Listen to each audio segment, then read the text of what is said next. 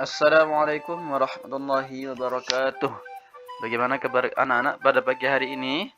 Semoga kalian selalu senantiasa diberikan kesehatan oleh Allah Subhanahu wa taala.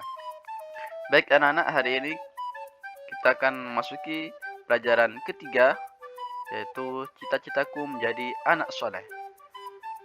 Sesuai pelajaran yang pekan kemarin, bahwa ciri-ciri menjadi anak soleh itu ada 3. Yang pertama jujur, yang kedua hormat dan patuh, dan yang ketiga adalah saling menghargai. Namun pertemuan kali ini kita akan membahas hormat dan patuh dan saling menghargai. Terlebih dahulu mari kita berdoa dengan harapan semoga ditambah ilmu kita serta diberikan pemahaman yang baik. A'udzu billahi minasy syaithanir rajim. Bismillahirrahmanirrahim. Raditu billahi rabba wa bil islami dina wa bi Muhammadin nabiyyan wa rasula. Rabbi zidni ilma warzuqni fahma. Amin ya rabbal alamin. Baik anak-anak, setelah kalian menyimak video ini, diharapkan kalian bisa memahami makna saling menghargai sesama manusia, serta bisa mencontohkan sikap saling menghargai sesama manusia. Sesuai tema kali ini, yaitu cita-citaku menjadi anak soleh. Kalau pekan kemarin kita sudah membahas ciri yang pertama, yaitu jujur. Hari ini kita akan membahas hormat dan patuh dan saling menghargai. Diulangi lagi pekan kemarin bahwa jujur itu ada 3 anak. Jujur kepada Allah, kemudian jujur kepada diri sendiri, jujur kepada orang lain. Jujur kepada Allah misalkan beribadah pada Allah, salat, kemudian jujur pada diri sendiri, tidak mencontek saat ujian berlangsung. Kemudian ketiga adalah jujur kepada orang lain, yaitu mengembalikan uang jajan. Itu macam-macam jujur serta contohnya. Dan hari ini kita akan bahas hormat dan patuh. Hormat dan patuh kepada orang tua.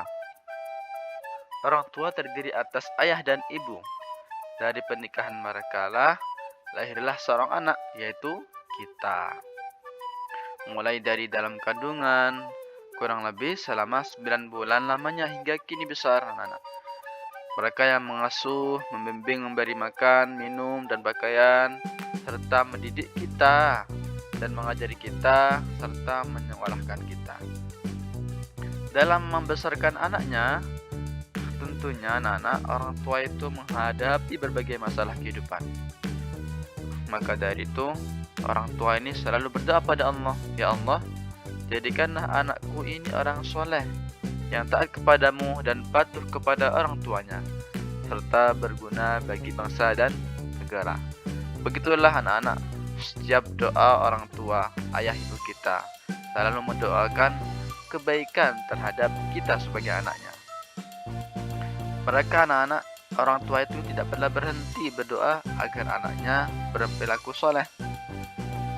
Jasa orang tua tidak akan pernah dapat dibalas.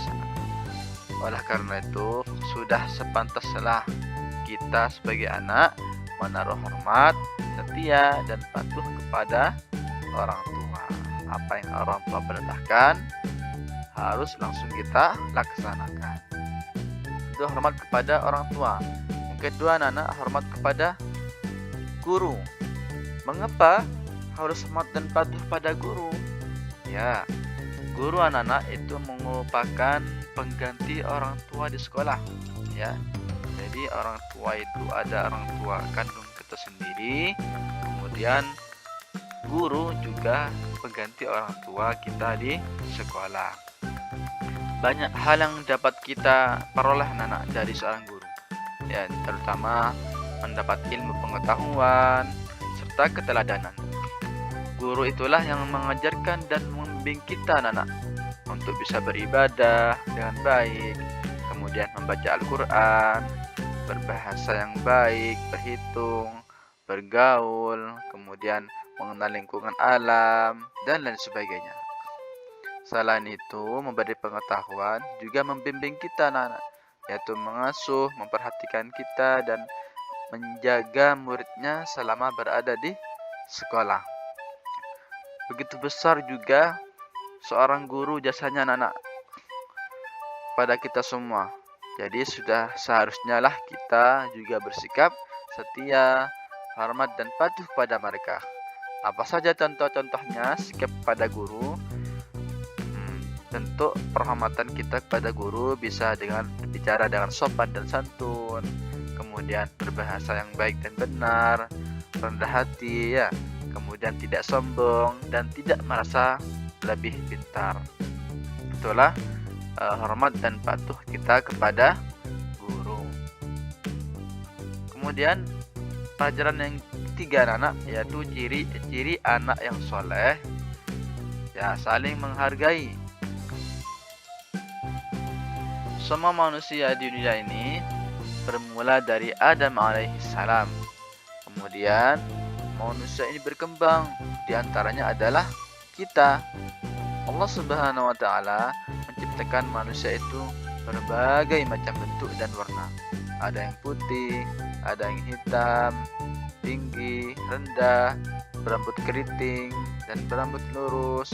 Semua tidak ada yang serupa anak. Demikian pula kehidupan manusia. Ada yang kaya, ada yang miskin. Kemudian terdiri dari beragam suku. Kita ketahui bahwa negara Indonesia ini mempunyai beragam suku anak-anak ya. Kemudian beragam dari agama dan adat istiadat. Lalu bagaimana kita menyikapi hidup di tengah-tengah keberagaman itu? Tentu saja kita harus saling menghargai. Saling menghargai itu anak-anak ada 3. Yang pertama adalah menghargai pendirian orang lain, kedua menghargai keyakinan orang lain, dan yang ketiga adalah menghargai pendapat orang lain. Menghargai pendirian orang lain seperti apa? Ya, kita ketahui anak-anak dalam agama Islam itu terdapat sedikit perbedaan dalam beribadah. Misalnya dalam ibadah sholat subuh, ada yang melakukan doa kunut dan ada yang tidak melakukannya. Nah, semua itu tergantung pada pendirian masing-masing. Pendirian inilah yang harus kita jaga, harus kita hargai semuanya, karena semua ada dalilnya, ada tuntunannya. Yang terpenting adalah mereka melaksanakan sholat subuh sesuai dengan tuntunan Islam yang diyakininya. Saat melaksanakan sholat subuh 2 rakaat, tidak lebih ya. Justru mereka yang salah jika melaksanakan sholat subuh lebih dari 2. Itu tidak perlu dicontoh. Kemudian mereka yang berkunut dan tidak berkunut tetap saja sah salatnya anak-anak. Ya, karena memang kunut itu sunnah. Jadi itu yang terpenting, saling menghargai pendirian orang lain. Kemudian yang kedua adalah menghargai keyakinan orang lain. Tentunya anak-anak, di negara kita ini terdapat beragam adat istiadat, budaya. Kemudian Indonesia juga mengakui keberagaman agama di negeri ini. Dalam menyikapi itu, kita harus bersikap baik terhadap penganut agama lain.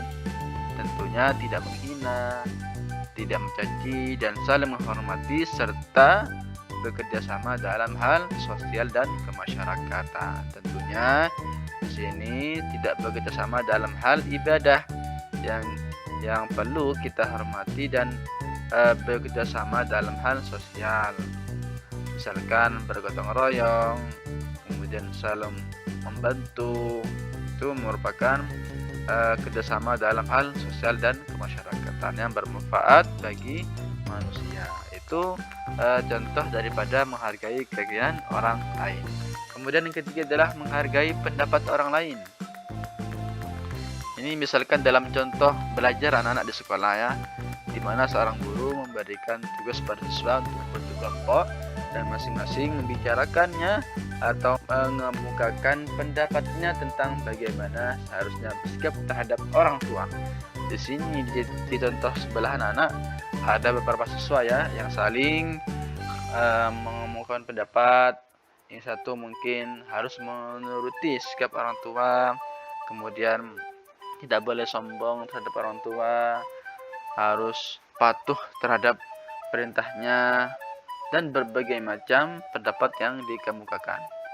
Apapun pendapat itu, kita harus saling menghargai pendapat mereka, karena pemikirannya yang berbeda-beda itu, kita mempunyai banyak wawasan yang dapat kita dapat. Untuk itu anak-anak, jika di antara kalian memperoleh pendapat yang tentunya berbeda dengan orang lain, harus kita hargai pemikirannya. Jadi anak-anak, bisa kita simpulkan bahwa cita-citaku menjadi anak soleh itu cirinya ada 3. Yang pertama adalah jujur, yang kedua hormat dan patuh kepada orang tua dan guru, dan yang ketiga adalah saling menghargai. Jujur itu pembagiannya ada 3. Yang pertama jujur kepada Allah, jujur kepada diri sendiri, dan jujur kepada orang lain. Yang kedua hormat dan patuh kepada orang tua dan guru, dan yang ketiga saling menghargai. Yang pertama menghargai pendirian orang lain, menghargai keyakinan orang lain, serta menghargai pendapat orang lain. Mungkin itu anak-anak pertemuan kali ini, semoga membawa manfaat bagi kalian.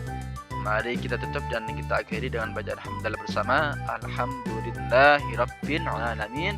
Wassalamualaikum warahmatullahi wabarakatuh.